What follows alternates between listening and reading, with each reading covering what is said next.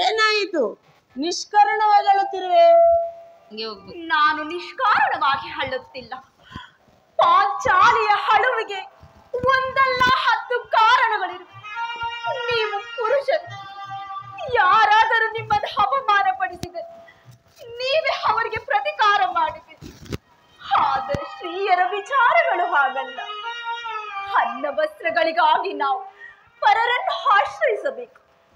ಆತ್ಮ ಗೌರವವನ್ನು ರಕ್ಷಿಸಿಕೊಳ್ಳಲು ನಮಗೆ ಅನ್ಯರ ಆಶ್ರಯವೂ ಬೇಕು. ಪರಮೇಶ್ವರ, ಇಂತಹ ಪರಾಧೀನ ಶ್ರೀ ಜಾತಿಯನ್ನು ಹೇಗೆ ಸೃಷ್ಟಿಸಿದೆ ಪರಮಾತ್ಮ? ಹೇಗೆ ಸೃಷ್ಟಿಸಿದೆ? ಅಳಬೇಡ ಪಾಂಚಾಲಿ. ಸ್ತ್ರೀಯರ ಪರಾಧೀನತೆಯು ನಮ್ಮ ಸಮಾಜದ ನಿಯಮ, ಭಗವಂತ ಸ್ವರೂಪರಾದ ಋಷಿಗಳ ಆಜ್ಞೆ. ಪತ್ನಿಯನ್ನು ದ್ಯೂತದಲ್ಲಿ ಪಣವಾಗಿಟ್ಟು ಸೋಲುವಂತೆ ನಿಮ್ಮ ಋಷಿಗಳು ಆಜ್ಞೆ ಮಾಡಿದ್ದರಲ್ಲವೇ? ಅಯ್ಯೋ ಪತಿಗಳು ತಪಸ್ಸು ಮಾಡಿ ಪಡೆಯಬೇಕು ನಿಮ್ಮಂತಹ ಪತಿಗಳನ್ನು. ಅಣ್ಣನ ಒಂದು ದಿನದ ಅವಿವೇಕದಿಂದ ಈ ನಿಂದನೆಯು ಸಾಯುವರೆಗೂ ಬಿಟ್ಟಿದ್ದಲ್ಲ. ಪ್ರಿಯತಮೆ, ಅಣ್ಣನ ಅಪರಾಧಗಳನ್ನು ಕ್ಷಮಿಸುವಂತೆ ನಾನು ನಿನ್ನಲ್ಲಿ ಎಷ್ಟೋ ಸರಿ ಬೇಡಿಕೊಂಡಿಲ್ಲವೇ? ಅದದ್ದು ಆಗಿ ಹೋಯಿತು, ಅದನ್ನು ಮರೆತು ಬಿಡು. ಈ ದಿನ ನೀನು ಚಿಂತಿಸಲು ಕಾರಣವೇನು? ತಿಳಿಸುವೆನು ನಾಥ.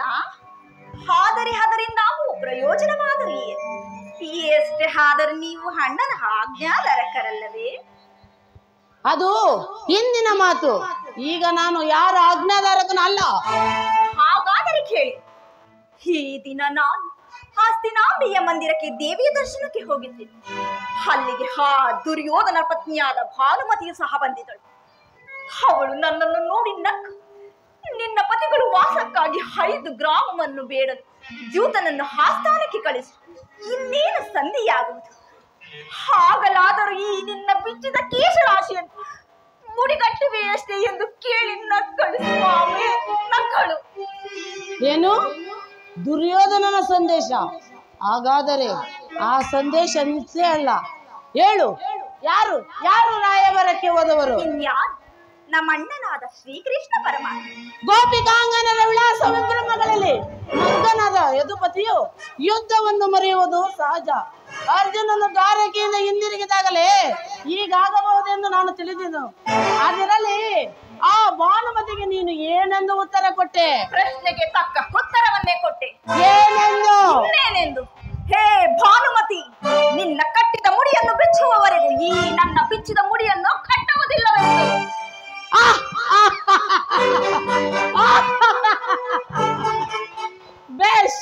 ಬೇಸ್ ಚಮತ್ಕಾರವಾದ ಉತ್ತರ. ಬಾಪು ಪಾಂಚಾಲಿ, ಬಾಪು, ನೀನು ನಮ್ಮ ಸಂಗಡ ಕದನ ಮಾಡುವುದರಲ್ಲೇ ನಿನ್ನ ಚತುರತೆಯನ್ನು ಮುಗಿಸಿದೆ ಎಂದು ನಾನು ತಿಳಿದಿಲ್ಲ.